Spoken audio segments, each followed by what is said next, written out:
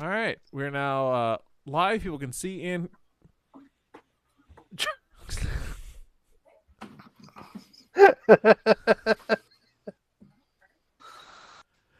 Ah, Every That's a good time. bit. It's a pretty good bit. Is it a bit? I don't even know I don't anymore. know. Everything's a bit. Oh, I gotta run the wrong fucking squares. Let me fix that. There we go. That's better. All right.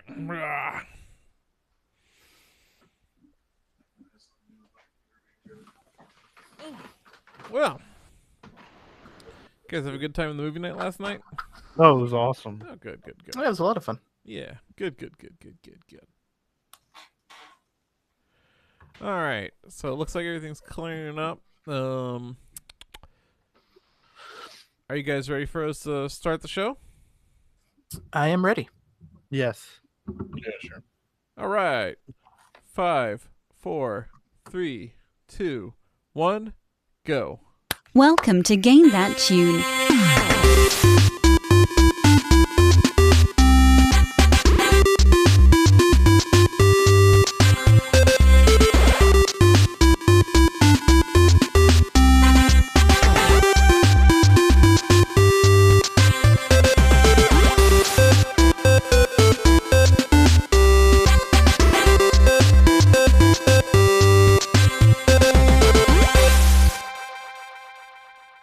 Oh, yeah. What is going on, everybody? It's Game That Tune back in the house once again. It's your boy, John Harrington here. We've got John Regan with us. Say hey. Hey. Got Jesse Moore. Say hey. Hey. We got the Game That Tune August Absurdity champion, David Fleming. Say hey. Hey. Hell yeah, guys. Welcome back. Game That Tune in the house for episode 311. 311, y'all. It's man, it's going to be a hell of a show we got this week. If you're just joining us here on Game That Tune, what we're going to do is something quite simple. We're going to listen to video game tunes, and then we're going to complicate it by trying to guess the games based on the songs that we listen to and a little bit of trivia. We're going to goof off. We're going to have a lot of fun. The winner at the end of the night picks the theme for the next episode and plays some bonus tunes. And our winner last week was the August Absurdity champion, David Fleming. And David gets to explain the theme for this week's episode. The theme for this week is one we've done before and a close personal one to my heart, handheld games, because I love playing games on the go. Mm-hmm. Do you want to speak to the history of this show covering strictly handheld games? Do we need to remind people that this never goes well for us, David? So I love playing games on the go. No one else seems to. Mm-hmm. I like playing games when I'm going mass transit. Besides you, it's tricky. I like playing games on the go when I'm like going to the bathroom. Right. That's nice. Mm-hmm. That's why I got a Switch. But I've been eating more fiber lately, so like I'm not in there for anywhere as long as I used to be. So I'm only playing for like a minute tops at a time. Yeah, you can't really knock out an RPG while pooping. Yeah, or peeing. Well, that's different. God, I take could you like imagine 30-minute pisses. Yeah, like a 60-hour piss. I don't understand why they call it an good. RPG if you can't play it while peeing. Mm-hmm. Role pissing game. Yes. A runny penis game. But yeah, games on handheld systems, famously one of the worst themes that this show has for some reason continued to go back to repeatedly. It truly is not one of our better themes. Where it's not our strong suit. We never score any points on these episodes, and somehow we keep on trying. So I guess David expanded it this week to not merely be traditional handheld systems, your Game Boys and DSs and PSPs and what have you, but I think he broadened it to pretty much anything you can play on the go, thanks to the Steam Deck and the Nintendo Switch and the Nvidia Shield and the N-Gage. Really broadened. God, I should have picked an N-Gage game. Yeah, really broadened the catalog of games that you can play on the go. So we've got 5 fantastic games. We've got a great fan request, and guys, we just got to jump right into it. So I don't know, pack your extra batteries or your AC adapter. Zip it up in that handy carrying case. Zip this episode into that handy carrying case. What I'm saying, John. Can I add one? Hmm? Can I add a thing to Yeah, it? sure. Also, during this episode, you can, crane your neck while your car goes underneath like a street light because it's dark out and you still want to play the game and you can't see it very good. But then when you get to that street light, you're like, oh my God, I can see the game now. Oh no. Looking very closely at the games on tonight's episode. Yeah. There will be squinting. So, Johnny, let's just start game 1 then. Game 1.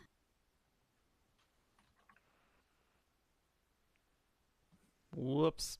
Hold on. Bear with me. Game 1.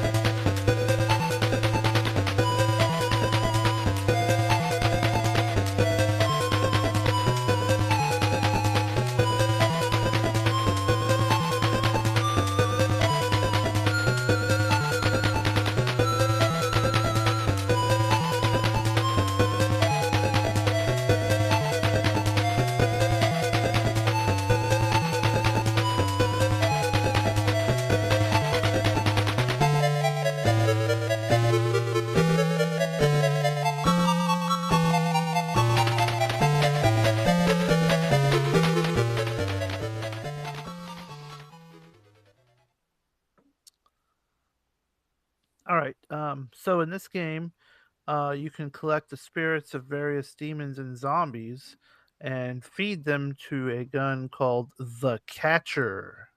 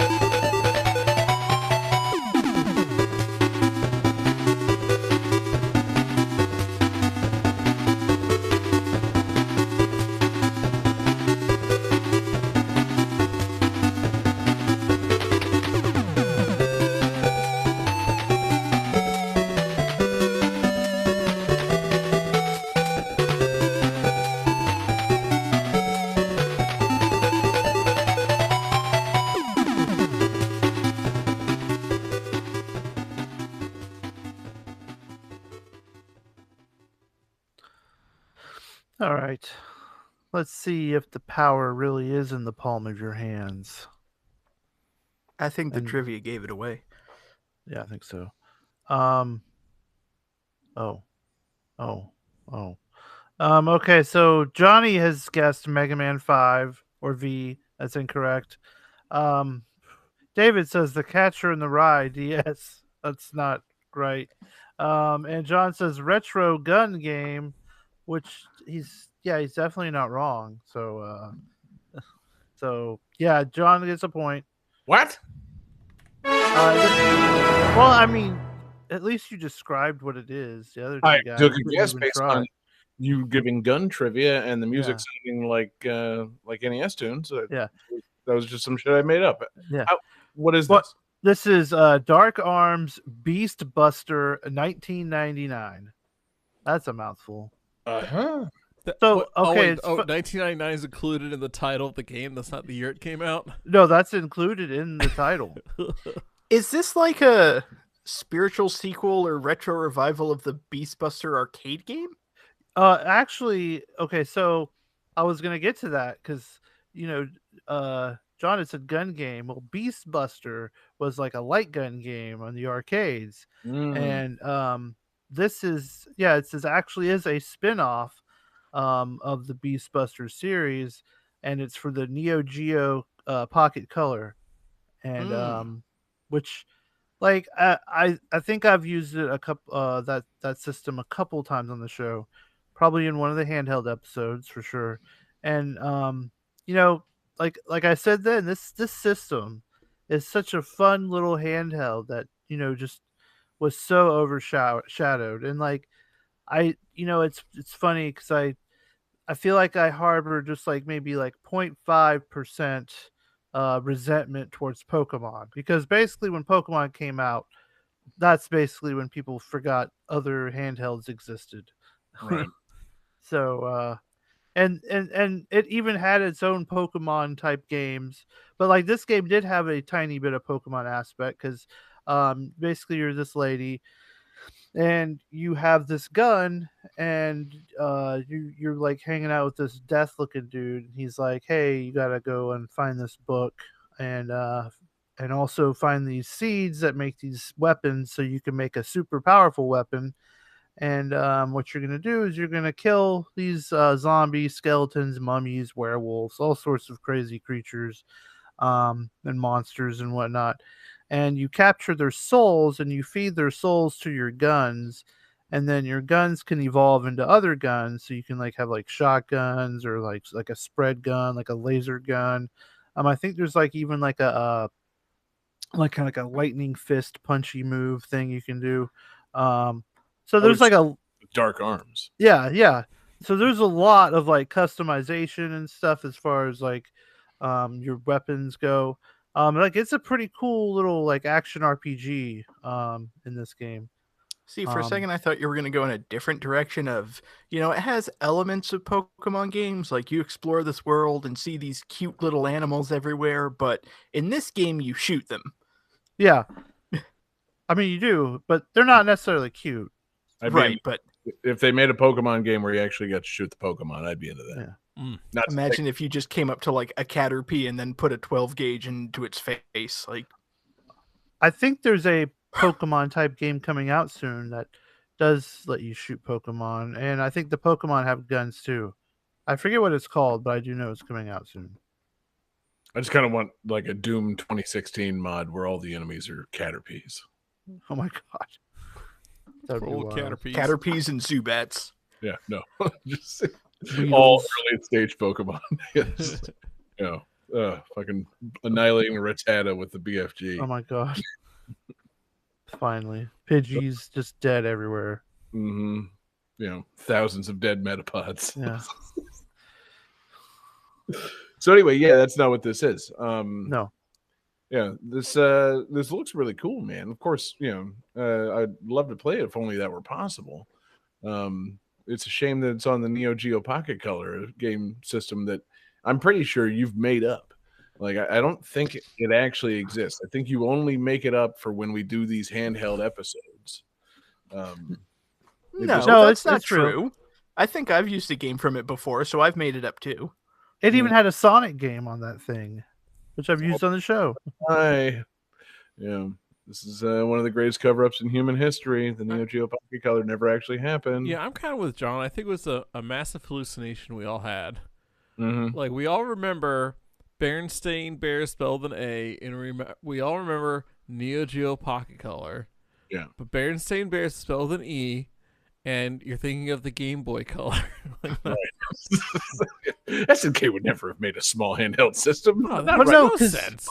coming out. Because while not being backlit, the screen was way brighter than the Game Boy Color. That is nice. Did it have Pokemon though? It had a similar game where instead of monsters, you had robots. So you had little like robots you would fight each other with, and that Okay, was pretty cool. It's like biometric something. This was very not an easy to say title like Pokemon. That's what they should have done. They should have just called it Biomon. Done. Mm-hmm. Yeah. Like Digimon. Yeah, except instead of digital, they're biological. Yeah. Biological monsters. Jesse, I think the game you're thinking of is Biomotor Unitron. Yes, Biomotor Unitron. What are you talking about? That shit rolls off the tongue. Yeah. Yeah, that's true. That does sound really good. Okay, When you is say that it one fast. game or is that one of those made up like dollar store games that you see at like the fucking like the knockoff like Chinese PSPs with No, like, that's a real game. actual games loaded into it. That's a real game. Yeah. Is That's it a a good game one. or is it like a 40-episode anime people keep telling me to watch? Yeah. God, it I could be wish that'd be a both. cool anime. It's a real game. It's not Chanticleer Hegemony or some shit. What the fuck are but, you talking about? But actually, Go to the Uh, dollar store sometimes. they put some Neo Geo Pocket Color games on the Switch store recently. One of which I find very fascinating. I didn't know they made a Mega Man Power Battles for the Neo Geo Pocket Color. So it's like those games, but with like the fucking 8-bit sprites. I haven't put that Ooh. on the show yet. Oh, Shut sorry. up. But it Spoilers, really it's not cool. this episode. I was going to say, pencil that in for later this episode, I guess. But yeah, so you can play some of these Neo Geo Pocket Color games on the Switch, which is also a handheld too. So That's double now here's a handheld. question for you, Jesse. Are there any Neo Geo Pocket Color games on Game Pass? I'm trying to think. Can we finally declare that the Switch is better than Game Pass because it has Neo Geo Pocket Color games? Is I that will the have to deciding get factor? back. I will have to get back with you on that. If I had a gun to my head right now, I would probably say no. Right. But I could be missing something. So Does having Neo Geo Pocket Color games on the Switch make it better than anything? That's really the question. I would say the answer is I no. mean, the Switch is already pretty better than a lot of things. Mhm. It's pretty good. So Kick John- the shit out of Neo Geo Pocket Color. John, well, you're yeah, asking- that's You're asking the wrong question. You're asking if it makes it better than anything. I'm asking, does it make it better than everything? And my answer to that is yes. See, that's the thing I was going to say. Does adding Neo Geo Pocket Color games to something make it any better? it And can. They probably no. There's some really good Neo Geo Pocket Color games. Yeah, that SNK Female Fighters game on Yeah, Neo Geo that Pocket one's Color good. was really fun. Match of the Millennium, probably one of the best fighting games. So good. But this game, the Buster Arms. Yeah, Neat. this one's pretty fun too. You get Yeah. these fun guns and you can shoot monsters. They have a really solid werewolf sprite. So that's nice. I'm into that. Yeah. I'm into it too. Honestly, I think it's funny that they adapted a light gun shooter game into a Neo Geo something else game. I think that's kind of fun. Kind of makes me think back on like some fucking weird obscure arcade games and wish they would, I don't know, adapt them. I'm thinking of that first Funky Fighter, man. I want to see those alligator and mermaid titties back on the back in action on the Neo Geo Pocket Color. It's time. I'm just thinking of trying to use a light gun on the Neo Geo Pocket Color. That would Imagine be the aiming. awesome. It's got to be a pain in the ass. Assuming you just throw it up like a clay pigeon and try and shoot the whole system. Like, Could probably I don't know. survive it. Those things are built pretty tough. Another reason that system failed is because they tried to do light gun shooters on a screen the size of a watch face. Terrible idea. But SNK, many great ideas. And the Neo Geo Pocket Color also, the thumbstick made this really awesome clicky sound when you moved it around. It was so cool. Like, it really was a joy to hold in your hand. I didn't realize it had a thumbstick. That's dope. Yeah, it was. Huh. If you get ever a chance to just hold one, you should. If only that were possible. You show me where to go to hold a Neo Geo Pocket Color, Jesse. I'll go to there. You could probably find like a retro game store. Feels pretty made up still. Yeah, I still don't believe it. Yeah, I'm sorry, man. It's on you to prove this. I believe you, Jesse. The Neo Geo Pocket Color was real. Oswald had help from the FBI, and the moon is hollow. It's all the true moon- facts. The moon is made of cheese. Hollow cheese. Anyway. Swiss cheese. Oh my god. Does Switzerland own the moon? Yes. Yes. Mm-hmm. This changes everything. Soon we'll prove the Neo Geo Pocket Color does exist. Jesse, anything else on this game? It's a pretty cool game. I couldn't find hardly anything about this game really. No. Like, it's obscure, but like I feel like it's fun enough to not be obscure. Like, I don't know. It's weird. Right. Video games are weird. Yeah, it's tough, man. That's my hot It's- take for this episode. Video games are weird. Hot take. We'll be into that a little bit later. I got to really think on that hot take. Decide by the end of this episode if video games are weird or not. We'll get back to you, Jesse. Call our voicemail and tell us your opinion. Do you think voicemails? Do you think voicemails are weird? And do you think video games are weird? Do you fucking hate leaving voicemails? Well, then leave us a voicemail about it. Game 2.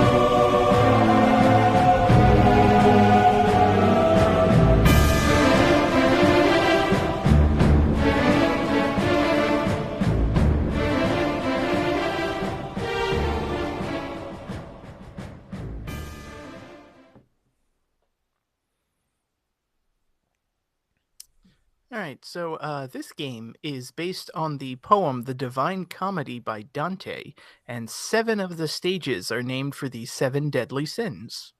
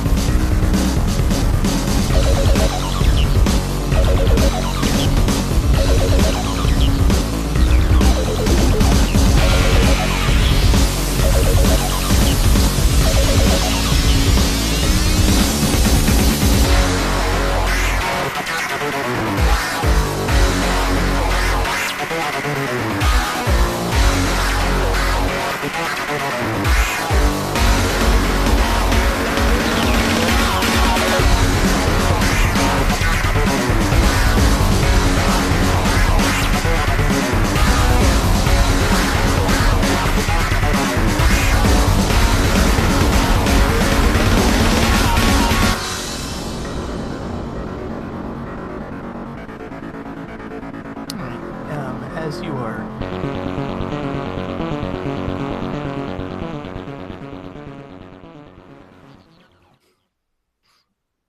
as you are writing your answers, I do want to thank our requester, Tasty, in our Discord.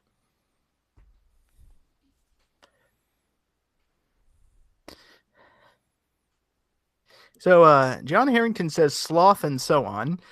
Jesse says Clerks. And John Regan says the hottest club in town is Dante's Inferno. Or Dante's Sinferno. Is that a Beetlejuice reference? No, I just being stupid. Okay. Because I feel like that was the name of the club in Beetlejuice. Anyhow, all of you are wrong.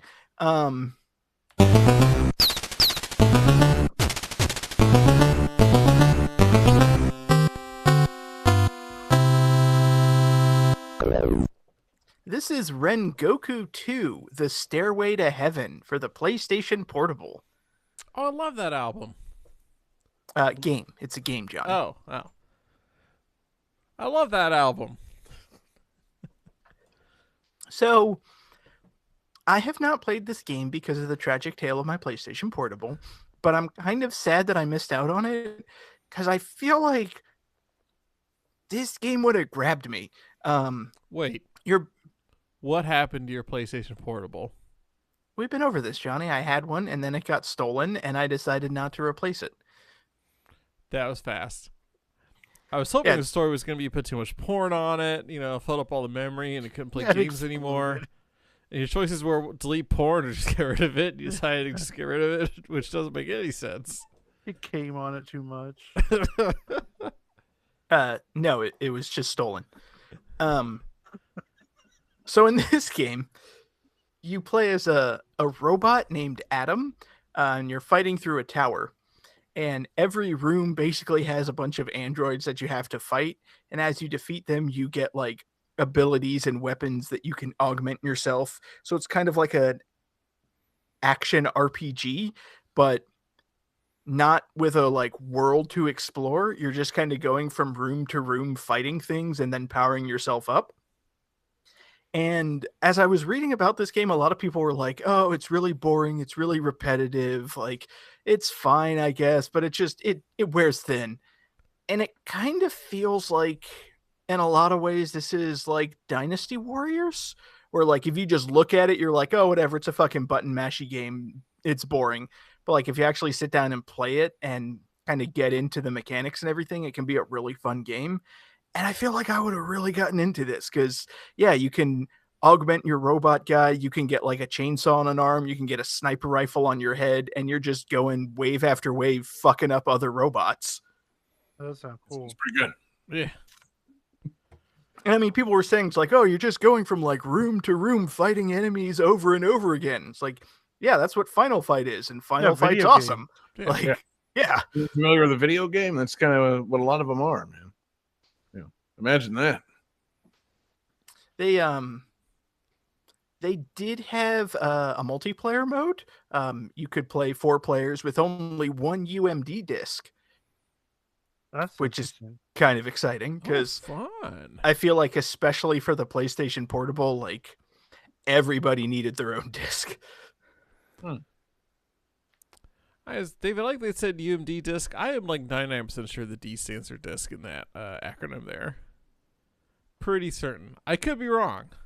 Okay, you know what? Sure. Maybe it does. What's the big deal? I'm just going to enter my PIN number into the ATM machine.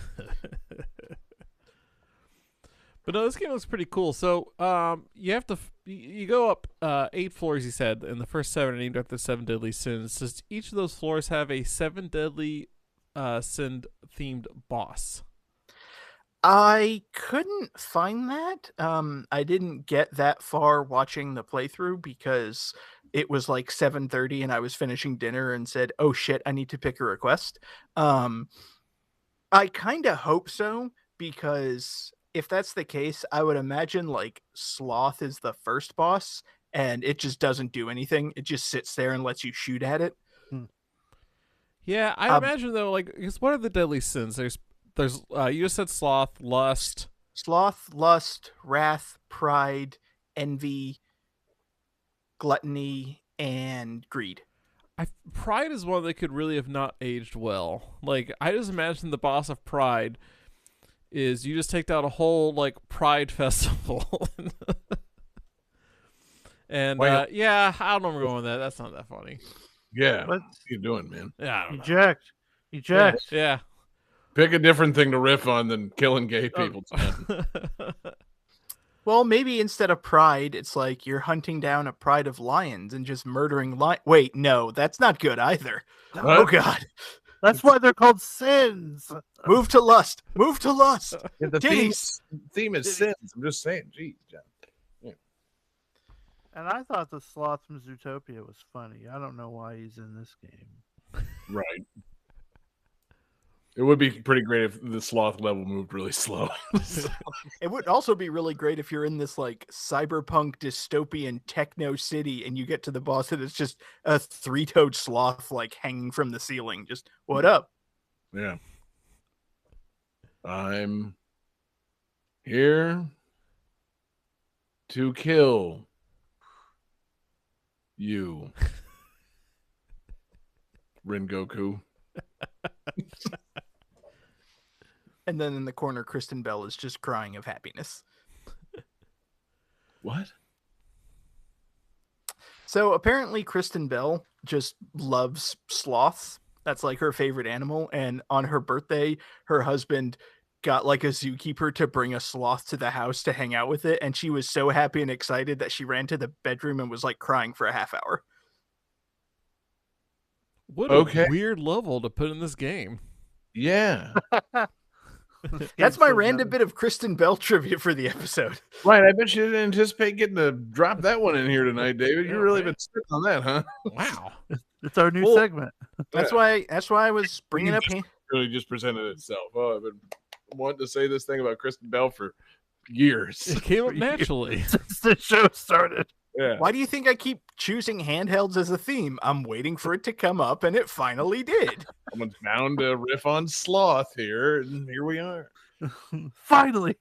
But no, this seems like it's a really cool game. Like I said, if I were to actually play it, I bet I would have gotten like super into it, but unfortunately I never got the chance.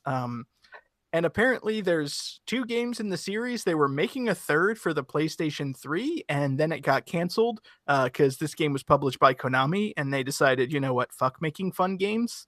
Let's make a pachinko machine. Yeah, that's too bad. This would make a really good pachinko machine too. Is pachinko one of the 7 deadly sins? For Konami? Yes, greed. Yeah. What's the sin where you do something really great and restrict it to being in a pachinko machine? Like what they did with the fucking Metal Gear Solid 3 HD cutscenes. Like Konami. The sin of Konami. Sin of Konami. Mm-hmm. That's the 8th deadly sin, which is the 8th level in the game. Right, exactly. Just a Contra level. Play the whole patchy slot machine. Oh god, the 8th level is Konami and it gets all meta. I'm into that. Yeah. Oh, sorry, you thought you were on the stairway to heaven. Actually, you're in the 8th circle of hell, aka Konami Computer Entertainment Corporation. Huh?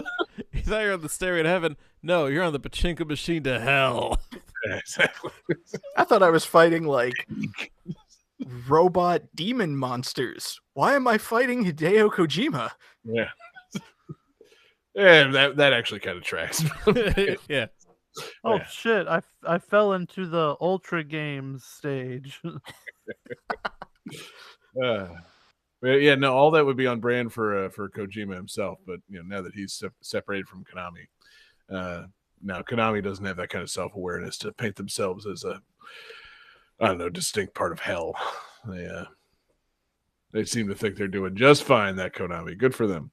Man, yeah, kind of want to play this. If only that were possible. David, is this system real?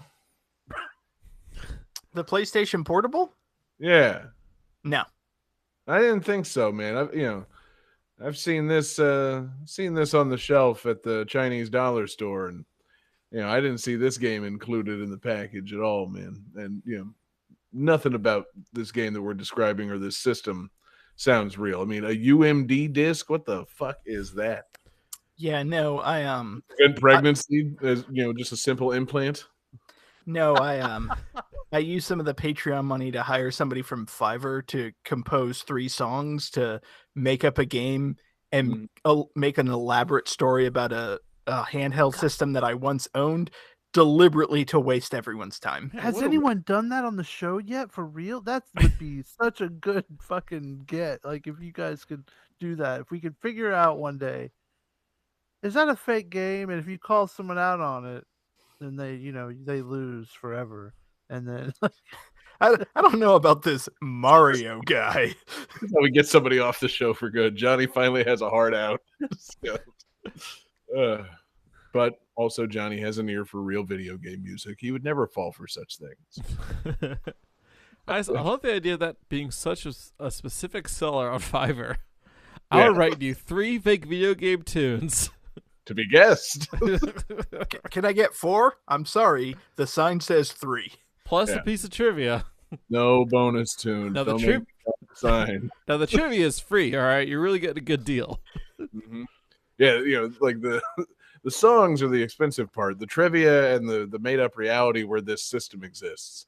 That's where, that's what really kicks the package over the top. Makes it worth getting, man. For an extra $50, I'll inception your friends and make them really think it's real.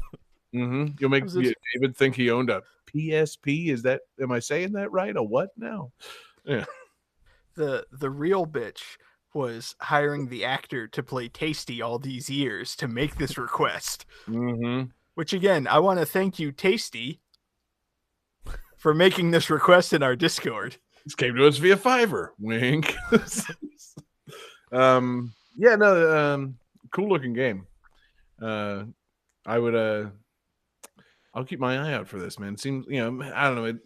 Like you said, it's a Konami joint, so maybe they didn't do anything like port it forward. But like, if this were available for a cheap PlayStation 4, like update download thing, I would almost consider playing it now that I know what it is. Yeah, looks cool. Okay. So I'm on the page for this game at the Rengoku Wiki, and that's where I got the trivia. And they have the external links. Rengoku 2, The Stairway to Heaven at the Konami Wiki. And if you click it, it pulls you to a page that says, there is currently no text in this page. Ouch. Okay. Damn, Konami can't even keep its own wiki going. Thanks, Konami. Yeah. Jeez, guys. I would think Konami could, update a page or two. But, man, all that patchy slot money can't get the wikis going. It's a damn shame you didn't see it. Anyway, you heard him. Great game, great tunes. Do we call out a composer on this one? We did not, because I could not find that information. Word. I'm glad I brought us back to say that. Let me see if I can find it quickly. Now, you know what? No, I'm not going to search for it. Let's move on. Just make it up. This game obviously was composed by Dante Alighieri. I would have said P. Chinko. P. Atchy slot. Okay, I got it. No. I've got it right here. This was composed by legendary video game composer K.N. Ami. Oh, okay. Yeah. Kevin Owens Nami. I'm glad we waited for that. Yeah, it was a good build. I was legitimately trying to find the composer and I couldn't. Yeah. No. Who could? Jeez. We gotta, David. Like, I know we're having fun, but like we gotta have real games from real systems at some point on this show. Hey, I didn't choose the first game, so that's not on me. Yeah, that's a real game. It's all wrapped up in your theme, David. You had to see this coming. You had to, this is the logical conclusion of the handheld theme. Just all made up games for systems that no longer exist.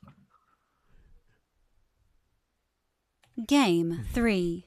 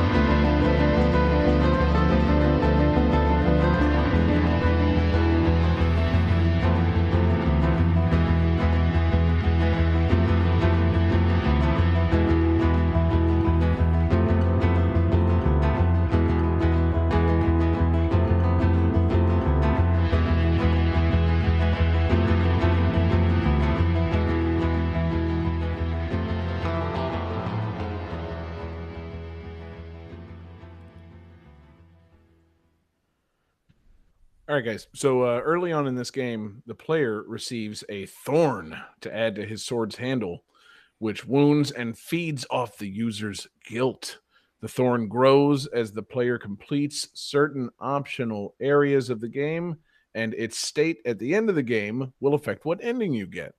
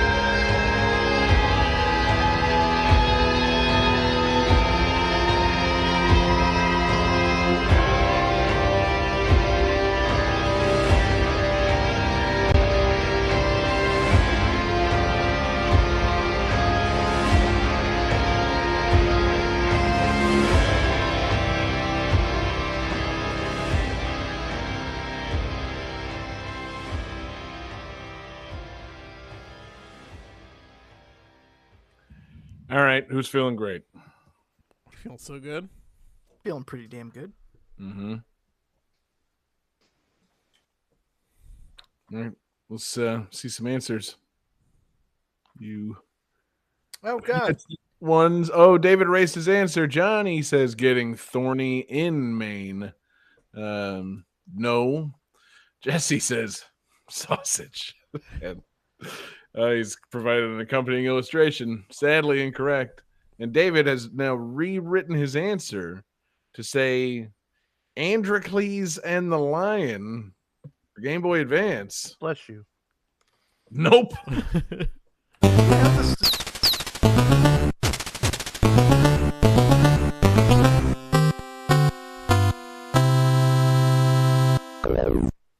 I understood the thorn and the lion reference. Yeah, Androcles finds the lion with a thorn in his paw, pulls it out, and tames him.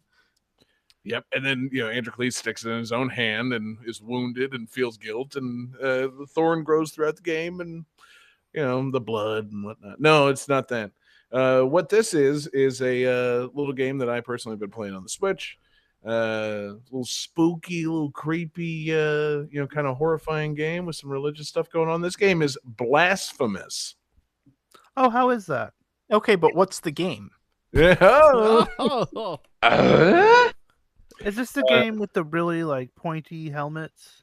Oh, is that helmet ever pointy, man? Oh, what a helmet this guy has. This penitent one, as he's called. I have not gotten very far into the game because I've realized I'm not very good at the game. but it's pretty cool game. I don't want to say fun because it's kind of set in a world of religious horrors, and you take control of this guy, the penitent one, and it's very a lot of religious iconography and weird shit going on. And yeah, you're a guy with a sword and a big, tall, pointy metal helmet wrapped in barbed wire that it's like gushing blood. Pretty fucking cool looking character design. Of course, all that detail doesn't come through at all times. It's a kind of small pixelated look that the game has. And you're going around this world, and it's what's that game that we compare all these things to? It's not Metroid. It's not Hollow Knight. Hollow Knight. Thank you. It's a Hollow Knight-esque. In which you're traveling around this world based on like southern Spain and like religious horrors, and you're trying to complete some tasks to open up a giant church and fight some kind of great evil / maybe miracle. I don't know. I'm not fully clear on the story. I haven't been very far in the game because again, I don't want to say the game's fun because I'm fucking bad at it. Like it's kind of fun exploring the world and finding out, just seeing the new creepy monsters behind this door, keeping track of where you've been, where you can't get to because you need more, powers and whatnot. But I fucking suck at this, man. Like, and it's not terribly hard. It's just I'm bad at it. But it it's kind of forgiving. It's nice. Like it's got a little bit of that like I feel like Shovel Knight was the start of like side scrolling kind of exploration games being a little more forgiving with how you die in them. This one it's like, you die and you respawn at the last checkpoint and you lose a little bit of like your meter of like health until you get back to where you were. And you can like reclaim it and just kind of get back to business. So it like rewards you for going back and trying to get where you had been trying to go, that kind of thing. It's kind of cool. Shovel Knight-esque. And it's just it's a exploration adventure game where you obviously need to be acquiring skills and leveling up your guy in order to do things. So far, it hasn't really prevented me from doing any exploring, which is nice. A lot of the stuff that's kind of out of reach are like extra challenges. There'll be like little angels in cages that you can set free for a bonus, and they are completely out of reach. There are like areas to explore that I haven't quite gotten to yet because like I don't have like a wall climb skill, but like it's in general, it's kind of unfolding the way you would expect a Hollow Knight-esque game too. It's interesting, and it's fun when I'm feeling good about it. Like the combat's fun. It's real slashy. You can upgrade your moves, and like I'm only, like I said early on in the game, I got a dodge slide, I got a charge up, sword smash attack, and you can do finishing moves to pretty much every character in the game. Kind of like like in Doom, you get a bonus for doing the glory kill. This you get like I think a little health in your flask to use later by hitting the button to do the glory kill. And all the characters in the game are hideous fucking weird religious things. It'll be like a guy lugging a big fucking stone cross on his shoulder and he swings it to try and hit you and like does a little bit of damage, but then when you do a glory kill on him you just like smush him with the giant cross. It's bloody and brutal. It's very cool. The basic enemies, like when you're doing the gory kill on them, you pick them up and just fucking hack them to bits, like right there in your hand. It's pretty fucking gross, and it's pretty cool if you're into that kind of thing. I don't know, your mileage might vary on these kind of things. Feels like the kind of game that maybe David and Jesse would have tried by now.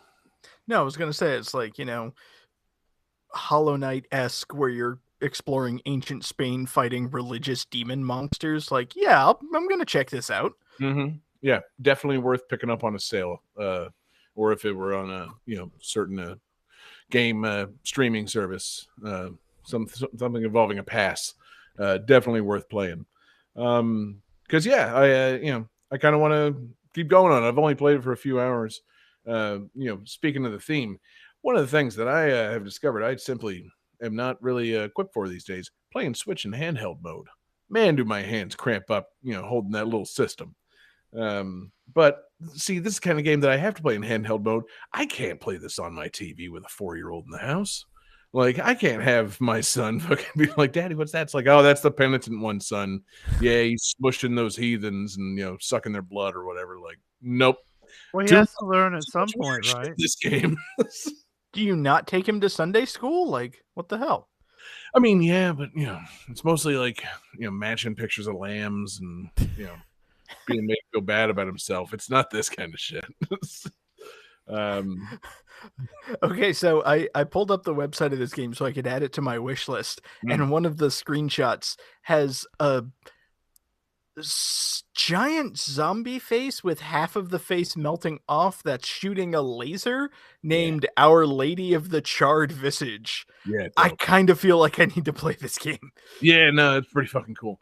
And the thing I was going to say about it, I'm not sure how it really falls in like line with hard games of this, style, or if I'm just like really bad at it. I've discovered that I have a tendency in these games to not recognize when I've gone somewhere where I shouldn't be just yet. And I feel like if all the enemies in this game had, say, a life meter or a number showing how futile it is for me to try and kill them at the stage I am at in the game, I would do a lot better in these things.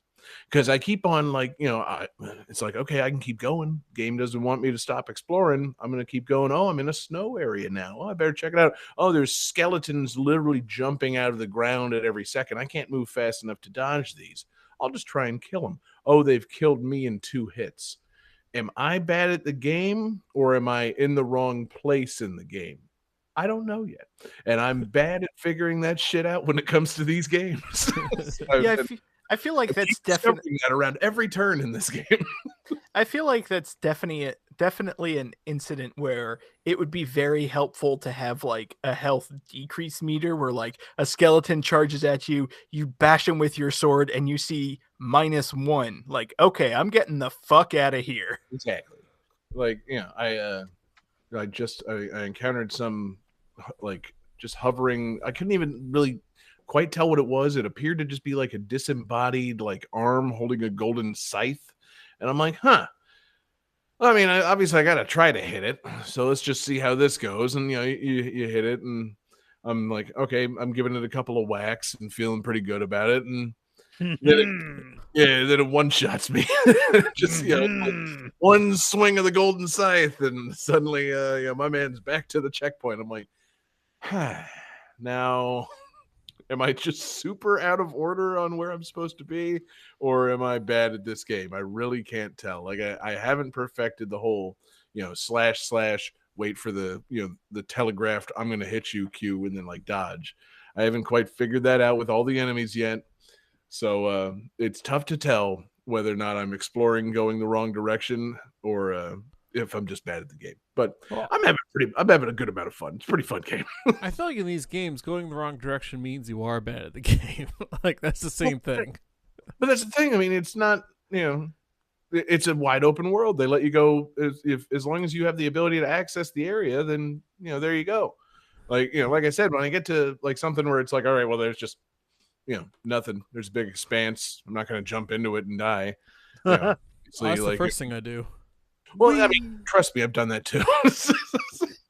But it's like, all right, well, okay, turn back, go the other way. So I figure as long as the game is still, as long as I'm still able to go with just, kind of the move set that I have now, I figure I'm not out of sync with what the game wants me to do. I mean, maybe I should, go back instead of being in the snowy area. Maybe I need to go to the, whatever, the church area or some shit. Maybe I need to read a fucking guide for a game like this, but that might also be helpful. But I've been trying to take on some of these games without guides lately because I don't know. It feel like like Pride, John. It's it has cometh before many falls repeatedly. I can't wait till I get to the end of this game and it shows me how many times I died, and I would love to see it distributed throughout like the course of the game. Like I would hope that as the game goes on, obviously it gets harder, but I get better. There's going to be a big concentration of deaths in like the first 3 hours of this game. Like that's just how I'm going, baby. Slow and steady, and having to retrace my steps constantly. Go ahead. That's how you learn. Yeah, exactly. That's and that's the thing I like about modern takes on these classic things. I haven't gotten a game over yet. I haven't felt super discouraged. I want to keep playing. The game's cool. The combat's fun. The characters are hideous. And it's like, yeah, cool. I'm gonna keep trying. If this were, fucking the old Castlevania days, I would have done it just like I did Castlevania 2 and just turned that shit off forever and never played it. But nowadays I got a little more patience, so I gotta resist the urge to do the guide. I gotta fucking, try and take this on my own. I don't know. Maybe you're right, Jesse. Maybe it's pride getting in the way of me doing the game right. But maybe that's part of the game. Maybe the game tries to make you take pride. Maybe it's a meta sin game, I mean, the game is called Blasphemous. I'm saying. So it's trying to make you blaspheme. That's it. God, I've blasphemed all over myself, repeatedly in the early hours of this game. Oh, a little bit of the bubbly. Oh, yeah. I thought I was gonna say a little bit of the blasphemy. Bitch. A little bit of the blasphemy. That's another soundboard for another time. But yeah, super cool game. Love the art style and like I said, the hideousness and kind of the bleak, weird European. And I guess it would be like medieval kind of setting. It's pretty freaky, and the soundtrack's really good. Shout out to the composer Carlos Viola. Excellent soundtrack. It's got just like kind of the it's got that like oppressive, like ever present, just like whine in the background of a lot of the songs. It just makes the whole world feel bleak when you hear just like a like under no matter what the song is. Like, all right, yeah, cool. It's shockingly is not annoying. I'm very happy with that. But super cool game. I'm into it. I'm gonna get back into it and smush some people with some fucking giant crosses. And David, put it on your wish list because I would like to know how you feel about it. Should you catch it on sale? But anyway, dope game. And let's just stick the thorn in a little bit further there, Johnny, and keep going. Game 4. Ow.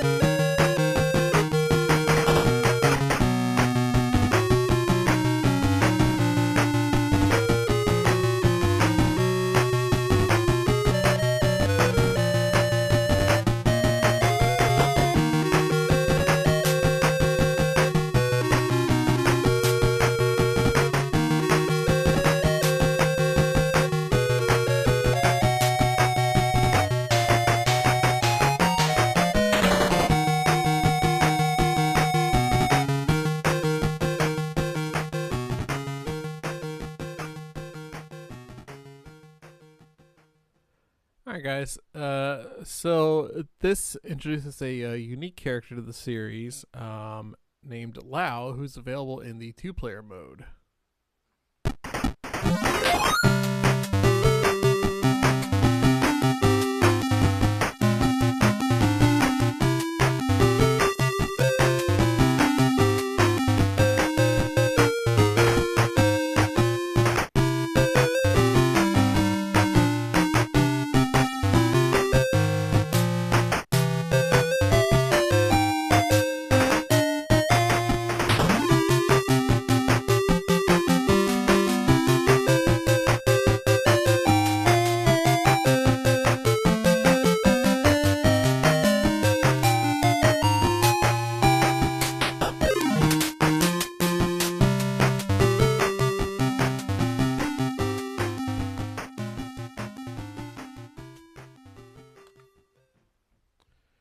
All right. You guys got some answers? Do I? I feel like sometimes after these is more questions than answers. Right. I had a lot of questions for you after this, Johnny. First, how dare you? You said after, John. What the hell? Give it a second. All right, so Jesse drew a penis, and David and John both said Fatal Fury First Contact. This is a hat trick.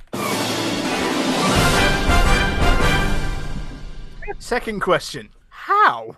No. So this is Fatal Fury First Contact, our second Neo Geo Pocket Color game of the evening. That's right, I also went with the NGPC. It's got a cool fucking sound chip. I really like it. It's basically got 2 of the sound chips that the Game Gear has, and they do some pretty interesting things with it. And that's the main reason I chose it. I know nothing about Fatal Fury. I was going to say, I feel like, Johnny, this is not the first time you picked a Fatal Fury game for the show with no experience or knowledge of that series. None. I do know this game is a 2-player mode. If you have 2 friends that both own Neo Geo Pocket Colors, and they both own the game, and you have a link cable between the 2 of you. That's good. Yeah, that's how a lot of handheld 2-player games work back then. Yeah. Here's the only question that I'm going to ask during this segment after how. Johnny, can you name the main character of the Fatal Fury series? It's Terry Bogard, isn't it? Or is it Goose? Yes. Okay. Is that or Goose? Whoa. Okay, rewind. Goose? Is there not a character named Goose? Goose died in the original game, man. The new character, No. Rooster. Rooster? No. Okay, my bad. Okay, Rooster was only there until they started crossing over with the King of Fighters, and then it became Mallard. I don't know where the fucks with me end and the truth begins. Right. Okay. Well, Geese is the person you're looking for. Yeah, not Goose. Why do you name one person Geese? That makes no sense. Because it's rad. It's like having a band called the Lone Rangers. Like, what are you Geese talking about? Howard. No. It's a fucking cool name, Johnny. Like, seriously, think of a plural of, a group of animals, and think of that as someone's first name. Hey, And what's think up? of the ultimate muscle-bound weeb. What's up, It's Mike's mice? Yeah, Yeah. Mice Howard. Mice What's up? Howard. Yeah. What's up, Pretty Snakes? cool. Mm-hmm. Oh, Snakes is a pretty cool name. Yeah, Snakes Howard, pretty cool, Johnny. Yeah. You're only proving my point. I think we're ignoring the elephant in the room, Moose Howard. Mm-hmm. I think That's a it's pretty an badass name. I think it's like elephants. Yeah, see, that's why I use Elephant that in the room, particular phrasing. Cats Howard. That So- one guy in Zero Wing was named Cats. Yeah, see, it's a cool fucking name. Yeah. Plural animal names, cool first names. That's my hot take for the episode. But no, Birds McGee. yep. Flock of Seagulls McGee. Oh god. But yeah, so I had to look it up. Yeah, Johnny, you used Fatal Fury Special, not terribly recently, but within the last 20 some odd episodes, and you still have not yet learned anything about Fatal Fury. No. It's made by SNK, who I know made the Neo Geo Pocket Color. I was gonna say, I love that somehow this series has become a weird fallback for you. How very odd. The music is so good, and It is. and there's no plot, so it's right up my alley. Whoa, there's a plot. Let's not say there's no plot. And like the Fatal Fury sprites on the Neo Geo Pocket Color are adorable. Like They're so cute. The sprites, like for all their fighting games, like the Samurai Showdown and the SNK versus Capcom, like they're all just great. Like they're just these cool little like kind of chibi, block fisted characters. They're real cool. Yeah, little they remind me of River City Ransom, Yeah. chibi and blocky. Yeah. But they're SNK and fighting, and that's fun. I mean, I like the look. I just don't know how I like it in like an actual fighting game form. I don't know. Like, don't get me wrong. I'm fully in favor of these games and these made up systems. But yeah, I don't know. Like I guess it's a logical escalation of things. You do enough arcade games, eventually you got to make a little chibi version of the characters and make it fun and cute. But I don't know how you this for a system people could play it on. Yeah, I don't know how you translate a fighting game into a system that only has 2 buttons. Right. But not very easily. It was pretty good though. The commands were a little shortened. Like I think you would just do like forward and punch or forward and kick. But like you could still pull off all like the characters' famous moves, and they all had their specials and whatnot.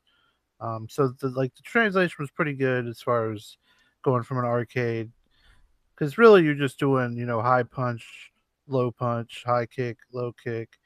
So just make it kick and punch instead.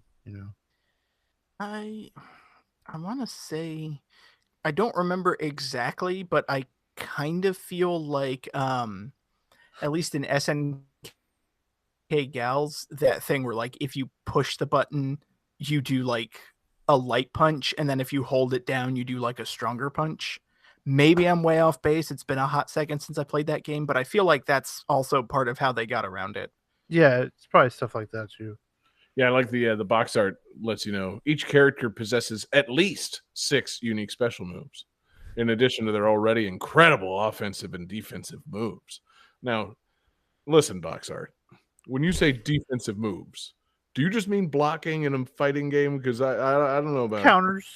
Okay, also you're right, counters. Yeah, fair enough. You got me there. I was gonna say like if the box is resorting to selling the game on the ability to block, okay, maybe there's really nothing here. But hey, at least 6 special moves, pretty great. Power gauges, pretty great. And the final pun of don't make the fatal mistake of missing out on this epic title for the Neo Geo Pocket Color. Yes, it would be a shame if so many people were to make a fatal mistake such as that. But yeah, it's I don't know, looks really cool. I'm glad for it. I'm glad that we got 2 crazy games from the Neo Geo Pocket Color on this episode. Yeah, that was unexpected. Yeah, and we actually scored points on this one. That was nice. So maybe we're all learning. Maybe we all know a thing or two now about. We should probably just do an all Neo Geo Pocket Color episode. There can't be that many games, right? Like we could probably knock the whole system out on the next episode. Yeah, so actually that would be kind of cool. Worldwide, there are 83 games. Ooh. Yeah. Let's see. In the US, 1, 2, 3, 4. Hold on, give me a second. Let's just say worldwide, there's 83 games, and I think we've used 3. Mm-hmm. You don't have to manually count them. There should be just a thing that says US releases or something. Right. About 30 or so US games. Okay, so we special edition of the show. Yeah. Yeah. The next 3 episodes are 10 game episodes. No, if we each just do a VGM threesome, we can knock this out in one. Oh, night. there we go. Yeah, that's true. We could do it, guys. Okay. Yep. Got a VGM orgy. Yeah, we'll lock that in. Our episode for next week, the October 19th live show, all Neo Geo Pocket Color. Be here. It'll really happen. Oops, all Neo Geo. Man, love having all that color in my pocket. They probably could have come up with a snappier name for the system. I guess they were trying to express all the important things. It's Neo Geo, it fits in your pocket, and it has colors. Well, I think a snappier name really could have benefited the system. Well, they originally came out with just the Neo Geo Pocket, and then they added the color version. So they added the colors. So it was like the Game Boy and the Game Boy Color. Of course, yeah. And you want to, mention to people that it's colorful. I'm just saying, maybe there was a better name for it than Neo Geo Pocket Color. I can't come up with one. I'm no marketing expert. I'm no Don Draper, but I call it the Neo Geo Go Fuck Yourself Color. Ooh, it's edgy. Kids will love it. It is. What about Neo Geo Pocket? We don't have Pokemon. No, wait. I don't think that's very good. Right. God, David. What if they just did the opposite of all the like Nintendo slogans? So they just did like "Play it quiet." Yeah. Shh, it's the Neo Geo. 30 games. That's all we've got. God, and then you just hear like system. Yeah. The system would be good for ASMR because of the stick, how it clicks. It makes that click sound. Like, God, I wish I still had my Neo Geo Pocket Color because I would love for you to hear the little clicky sound. Like, it's such a satisfying clicky sound. Like, I swear. Yep. We should get you one, man, and get you doing that ASMR, that Neo Geo stick clicking ASMR. Yeah. God. I bet you we get some fucking viewers off of that, man. Oh, we would get some viewers, let me tell you. Yeah. Guys like us just sitting there and just like clicking that stick right in the microphone. Oh yeah. Well, someone licks an ear microphone. Guys, fart on the Neo Geo. God, yeah. Do you think we could probably just download like a sound program and just make the Neo Geo Pocket Color make fart sounds? Ooh. Like, yeah. I'm sure somebody's done that hack. Neo Geo fart color. That was one of the 30 games. Right. It's called Neo Geo Pocket Brown. It was called Fartbox. Yeah. Oh God. Had to play with your tongue. It's crazy. Punch it. Yeah. Anyway, so Johnny, it's been so long since you've discussed Fatal Fury. Can you name another character that you've come to love from this series besides Goose and Terry Titties? I'm a pretty big fan of Andy Bogard. Oh, he's got the list open. He's got it, man. I've been thwarted in my attempt to get Johnny to humiliate himself by attempting to say one more name. He's learned to read. He has. He found the Control F that he was looking for anything, help, and it led him to Andy Bogard. Can you tell me the difference between Terry and Andy? Well, let's see. I know that Andy is named Andy, and he's the younger brother of Terry. Right. And he's a quiet and rather stoic man. No, don't read it. Yeah. Like Johnny just used the word stoic all the time. Yeah, exactly. Yeah, Johnny uses stoic frequently. I just meant in terms of appearance. How can you tell the two of them apart, Johnny? Oh, one is a hat. Yeah, okay, good. Yeah. One could argue that Terry is Andy with a new hat. Or vice versa. Andy is Terry with no hat. No new hat. And a ponytail. Andy does not wear a ponytail. No, that's right. He just Andy wears his hair down. Right? He just lets that shit fly. Yeah, man. Johnny with another Fatal Fury pick. What a fucking time. Johnny Fury. Yeah. I'm feeling fatalistic and furious. I really got to play more Fatal Fury. And, I'm sure you speak to this, Johnny, but why also is this game called First Contact? I don't know. Well, what happens is Terry Bogard, he discovers warp drive, and so then the Vulcans come down and are like, "Yo, we figured out that you guys used warp drive. Do you want to, some help from us and getting your space program up?" And Terry looks at him and gives him a thumbs up and goes, "Okay." And then, but like a really young Tom Hardy shows up playing like an alternate version of Terry. That happens, right? Oh yeah, of course. Am I mixing up my Star Trek movies? I think so. Yeah, I think so. Oh, okay. I was counting on And Jesse. Then the Borg Queen shows up, right? And Geese is there. Yeah. Oh, okay. It's Nemesis is the movie I was referencing. My bad. Oh yeah. Yeah. Okay. Ugh. Do you know the villain of Star Trek Nemesis is a very young Tom Hardy? I forgot about that. I forgot that. Yeah. It looks like shit. Anyway, it's speaking of things that look like shit, not this game. No siree. Love these chibis and this definitely real system that we're only reinforcing its realness by continuing to talk about. Johnny, anything else on Fatal Fury Nemesis or the Quest for Peace? Absolutely not. No. Okay, good. Game 5.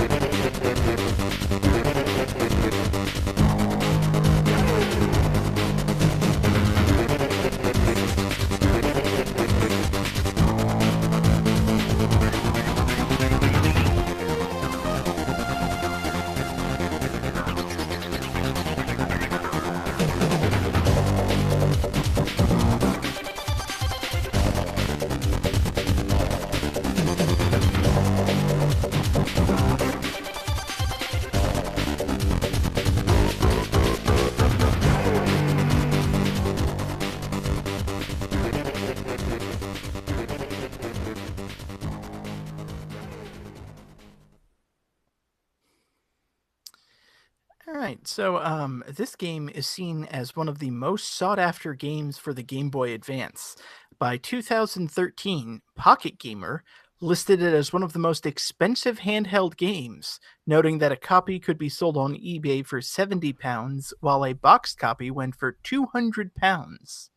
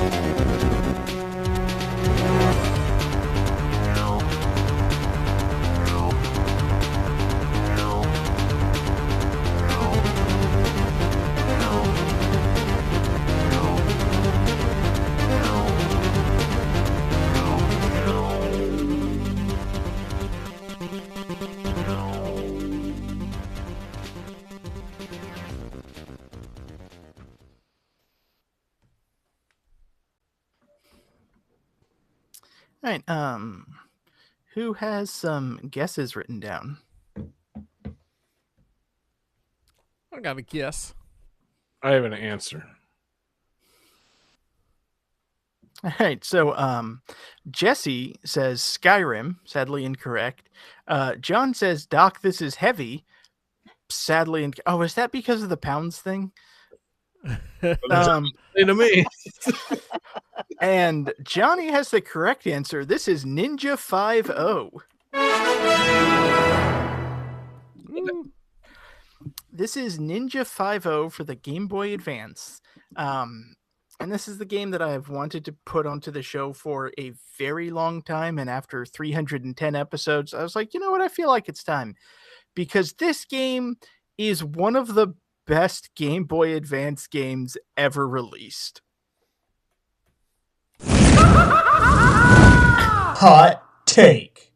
I was gonna say, that was a dramatic pause. Was that supposed to be a hot take, or are you just kind of letting us soak in it, David? Well, no, I saw Johnny move, and I wasn't sure if he was like stretching or reaching for the button. This is a super like underrated game. It was a sleeper hit, kind of like the Neo Geo Pocket. You know, there was this whole Pokemon thing, so it didn't sell as well. But this game is so good. Listen, you can't blame everything not selling well strictly on Pokemon. You know, well, people just didn't want to buy a game called Ninja 5-0 because they thought it was a Hawaii 5-0 game starring ninjas, and they were. That sounds awesome. Yeah. They were at the target market of the Game Boy Advance at the time, which was like Pokemon players. That sounds so good, but also too, I've blamed every one of my failed startups on Pokemon. Yeah. Well, I mean, like, you can't blame everything on Pokemon being popular. True. You can blame new IPs on the Game Boy Advance. Like, that you can very clearly blame on this. But David, also, I'm looking at the Wikipedia page for this. Let's put the blame where it lies, in the 8th circle of hell. This was published by Konami, David. It was. This is their fault. It's not Pokemon's fault. Don't blame Pokemon for this. I think he meant to say pachinko. Yeah. This is a pachinko machine, isn't it, David? Regardless of whose fault it is, it's a damn shame this game didn't catch on, because this game is amazing. This game is kind of like a hybrid of less difficult Ninja Gaiden and Bionic Commando. So, and it's like completely draped in 80s exploitation action movie tropes. Like, you star as a cop who's also a ninja, and there is a gang that puts on like magic masks that give them superpowers but also corrupt them and turn them evil. So you're basically walking through all of the levels, and the levels do a kind of a cool thing where you have different doors that lead to different rooms. It's all 2D side scrolling, so you kind of like pop into the rooms and then pop back out, and you're fighting terrorists and rescuing hostages with your arsenal of shurikens, a samurai sword, and a grappling hook. So like you can latch onto a balcony and swing over things. You can do like a spinning sword slash. You get to upgrade your shuriken, which is like your main projectile, into a fucking laser for some reason. Like it's a tight action platforming game. It's got a pretty cool soundtrack, I think, at least for the GBA. And yeah, goddamn, this game is awesome.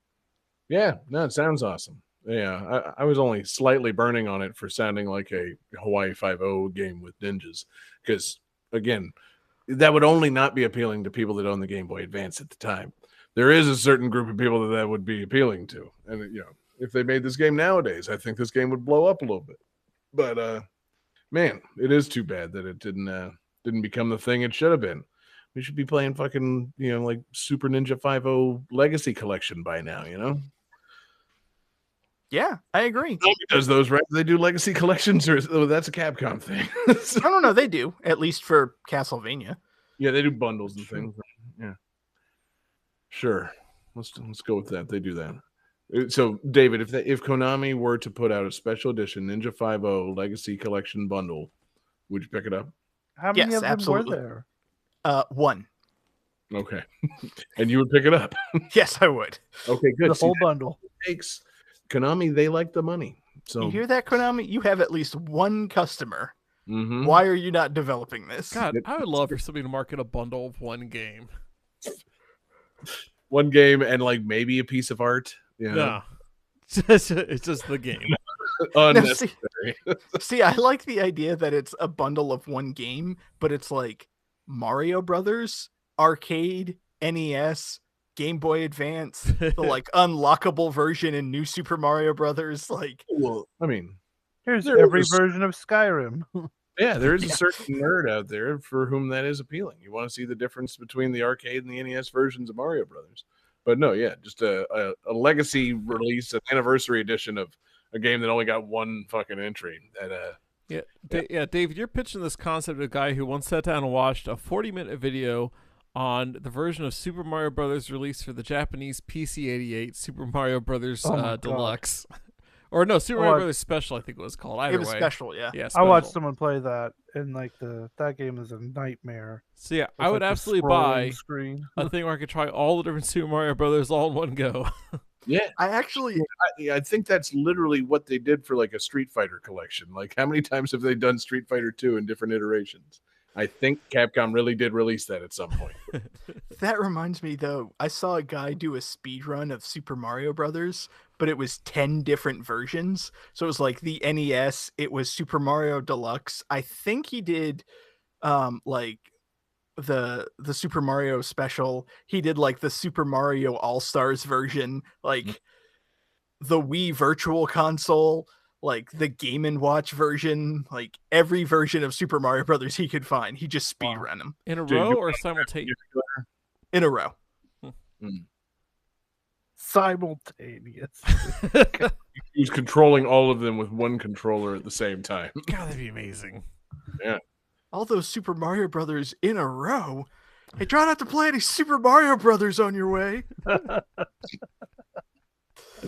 Right back around. But yeah, this is an amazing game, and I'm super sad that it's kind of just become this forgotten cult classic. Because, God, I wish this game would come back. Now, is it forgotten or is it a cult classic? I mean, a little bit of both. Like, I feel like cult classics are forgotten by mainstream audiences and remembered by their cult fandoms. Sure.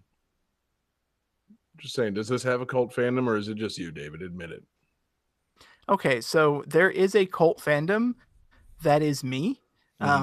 I operate all of the web rings and message boards. That's good. Web with rings. multiple accounts, so I can talk to myself. Yeah. Because yeah, the game's fucking awesome. I was David, going are to say, you- have you ever discussed this game with anyone outside of this conversation that we are having right now? Like, have you ever mentioned this game to somebody besides just now? Yes. Okay, good. That's the start. Are we counting myself in a mirror? Yes. Sure. Then One yes. of your parents. Yeah, exactly. You're just sitting there stroking it and just being like, yeah, Ninja 5 is an underrated cult. Yeah. Wait, John, do you usually stroke in the mirror? David Yeah. does. Sometimes I you am. gotta- I am way more like unappreciative of my physical appearance to jack off to myself. Yeah, but that's why you're talking up Ninja 5 at the time. Oh no, you just look at your hog, and, Mm-hmm. you know, from a different angle. You're like, oh, that's mine. Mm-hmm. I'm touching it. Yeah. Ninja 5 man. Ninja 5-0. 5 oh oh oh. Beautiful. Yeah. David touching himself aside, this game I hope does have some fans because yeah, I'm looking at it and yeah, it looks rad, man. Yeah. I don't know about being a ninja cop though. I guess it comes to territory. It was a different time. This Yeah, it before was we, everybody knew that we needed to defund the ninja police. not quite 20 years ago. So, No, but even It's- ninjas, all cops are bad. Yeah. I hate to say it, man. Yeah, these ninjas might be bastards. How many was Law and Order shows were on TV at the time that this game came out? 3. well, I was gonna say 2003, so like 7. 10. 3. Law and Order Vanilla, Law and Order SVU, and Criminal Intent. God, Criminal Intent. Okay. Got a problem with criminal intent? That answered that question. Thank you, John. Yeah. What's the matter with you? You got a problem with fucking... Whoa. You got a problem with Goran? Got a problem with fucking Vincent D'Onofrio or something, John? You saying he needs to be replaced by a ninja? Yeah. What's the problem with criminal intent there, John? You're getting me a little hot. What are you doing scoffing at arguably the best Law and Order there is? I had no idea this was going to be a thing. Oh my God. Criminal intent funny to you? John is very passionate about his daytime TV. Don't even get him started on Frasier. Prime time, baby. Yeah, no, that's just prime time, David. It's daytime and reruns. Yeah, I was going to say, I only know it by like reruns. Yeah, I know it by prime time. Well, you're a bigger criminal intent guy than me. What does Deion Sanders have to do with this? Yeah, everything. Okay. God. No, Johnny, you and I are going to talk off mic. I'm going to drive to your house. Why are you going to hear each other? Goddamn intent. Yeah, laughing at criminal intent. How absurd. Fucking Vincent D'Onofrio put it all out there, baby. I will not have him laughed at. Fucking.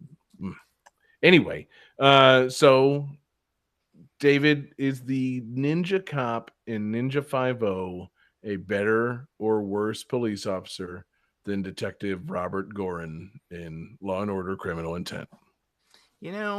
I feel like I have an easy answer to this, but based on the last 3 minutes of the show, I'm not sure I have an easy answer for this. Yeah, exactly. Does the ninja possess the ability to read criminals? Is there interrogation scenes in which the ninja just kind of uses psychology to get the criminals to admit what they did? I think I'm going to have to go with Joe Sugi, who is the ninja, only because I don't believe the detective from Criminal Intent has a sword and a grappling hook. It'd be a pretty... Although, I want to watch the fucking Law and Order with a grappling hook. Yeah, no, honestly, I love Criminal Intent. It's easily the best Law and Order there is. In terms of quality, not in terms of absurdity. That, of course, goes to SVU. See, SVU, I think they could get away with the ninja weapons. Criminal Intent, it would just be a little bit too much. So, maybe Ice-T could be a ninja. I'd watch that. So I have a confession to make. This whole time, I had Criminal Intent and Trial by Jury swapped in my heads. Criminal Intent is a great show. Trial by Jury is the one that I was laughing at. What? That's outrageous. So Nobody's ever said that name out loud. Nobody remembers Trial by Jury, so Johnny. that's on me. Oh my God. I was like, what's the Criminal Intent the one season? Oh no, this has been on for 10 years. Okay, wait a minute. I'm mixed up. I was gonna say, I really, it started out, obviously it became a bit, but it really did start out with legit, incredulousness that you would laugh at Criminal Intent. What's the problem? I'm sorry. I mean, I'm not gonna lie. I'm kind of upset that you're talking shit about Trial by Jury. I mean, do you have a problem with Jerry Orbach returning as Lenny Briscoe? Yeah. Do you have a problem with BB Newworth as the Homicide Bureau chief? I certainly don't. Seriously? You're going to talk shit about BB Newworth on this show? Hey, you got a problem with the Belzinator, Jenny? Game 5. Wait, what? That was game 5, wasn't it? Damn it. Oh, no. There's no way out of this one, Johnny. There's no sound that we play to end the show. Real, though, David, you should check out some Criminal Intent, man. It's pretty good. They got Jeff Goldblum for the last couple of seasons. All right. Ooh. Interesting. Jeff Goldblum doing the serious detective thing on TV. It's interesting, to say the least. Just picture I could that believe, Grandmaster outfit investigating murders. it's I could believe Jeff Goldblum as a serious TV detective in the late 80s, but modern Jeff Goldblum, I can't picture that at all. 2007 or so. I can picture it. Yeah. Because you've seen it. You've seen every episode of Criminal Intent. You realize we were clowning on the wrong, you got all these things confused. Oh, yeah, I'm real CI head. Yeah, you big Dick Wolfman, Jenny. I'm just wondering what your level of experience with Dick Wolf is. Yeah, I've got that whole Dick Wolf tramp stamp tattoo. Right. God, what a guy. Yeah, man, guys, I think we should just, instead of movie nights, I think we're just gonna have to start doing Law and Order nights. We got a lot of shit to watch, guys. It's pretty much all on Peacock. We could catch up with it. Yeah, I could educate you all, but it wouldn't have as many ninjas as Ninja 5.0. So maybe we skip it. I don't know. It's up to y'all. No, I vote Criminal Intent. Let's do it. All right, good. Yeah, I vote that we put the Law and Order sound on the soundboard already. What the fuck, man? What are we doing? Yeah. Why has it been 311 episodes and we don't have don don? Oh, a little bit of the bitch. There we go. There's the Law and Order sound. Yeah, that's the sound of Ice-T interrogating somebody. Johnny, seriously, hit the calculating computer. Let's go home. Calculating computer activated. Computers. Beeps. Space. Boops. Scoring complete. This game's winner is...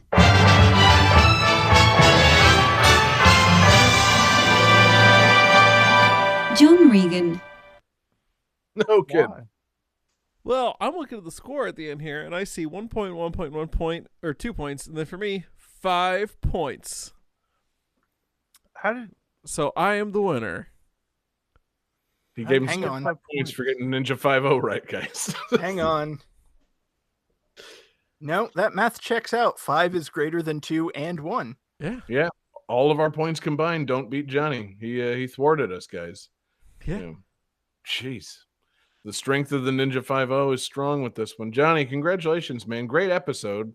What a triumphant victory you had. Man, I guess it's up to you to guide us forward, to give us a theme for our next episode. Okay, well, I was doing some math earlier, and I don't know if you guys know this, but our next episode is going to be episode 312. And I do know that is the next episode. And every week, I take our episode number and try to divide it by 26 to see if it comes out evenly or not.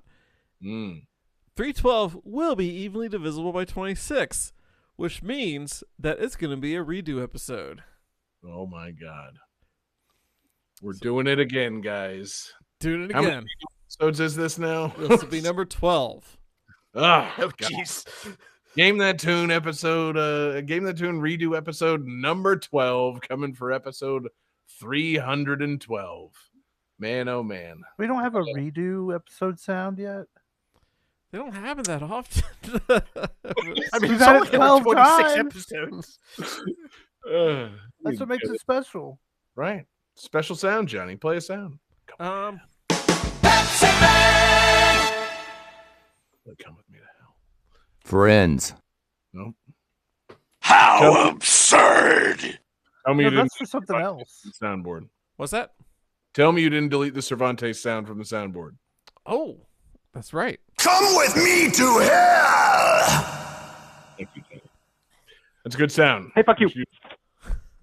I like that one too. See, I was thinking more along the lines of, it's our redo episode. Dun dun. No, the Law and Order sound will be edited in at some point. Every episode. in the past. Yeah.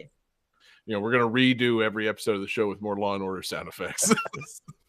Special yeah. editions. Guys, what a show, man. What a great theme for next week. Redo.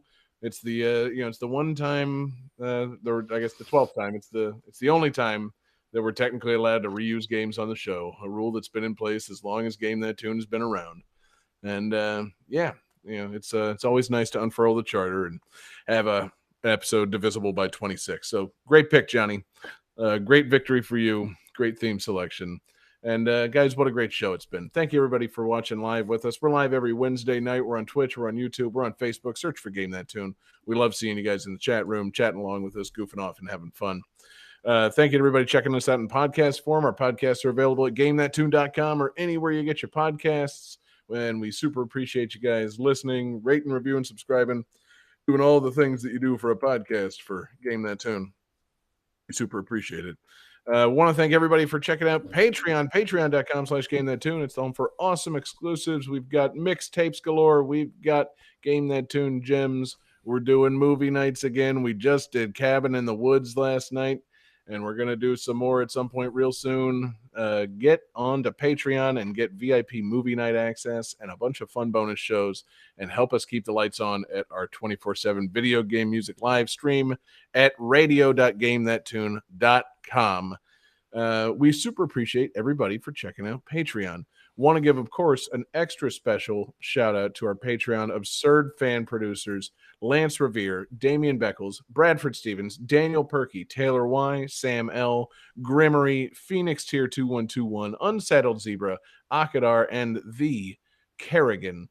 A fantastic group of supporters that we have at patreon.com/GameThatTune. David took the request this week. David, shout out that requester one more time. Now, that request came to us through our Discord from Tasty.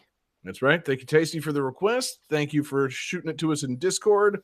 That's the best place to do it. Or you can check us out, GameThatTune.club, our secret social media server. Or you can send us a plain old email, GameThatTune@gmail.com. We love getting requests from you guys. Love hearing from you guys. So hit us with those requests. And Johnny, you have the outro. You've got the bonus tunes. You should have been prepared to win this episode, and you've got a good bonus tune. So I want to know what it is that you have. Yeah, so I got a redo, if you will, of a video game song. So this is Mega Man 4 Bright Man, covered by Savage Regime using the YM2612 FM sound chip. All right. Not my favorite Mega Man 4 song, but that's a fucking dope remix incoming. So I love it. And peace out, everybody.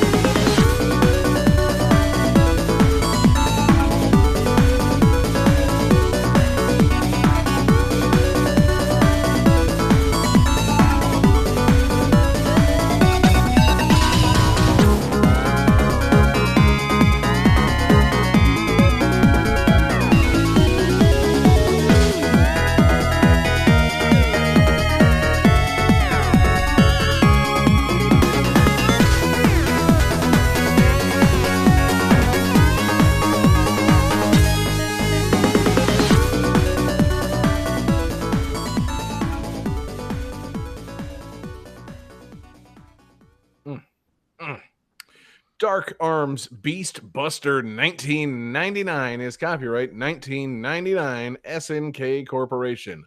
Rengoku 2 The Stairway to Heaven is copyright 2006 Hudson Soft and Konami. Blasphemous is copyright 2019 The Game Kitchen. Fatal Fury First Contact is copyright 1999 SNK Corporation. Ninja 5-0 is copyright 2003 Hudson Soft and Konami.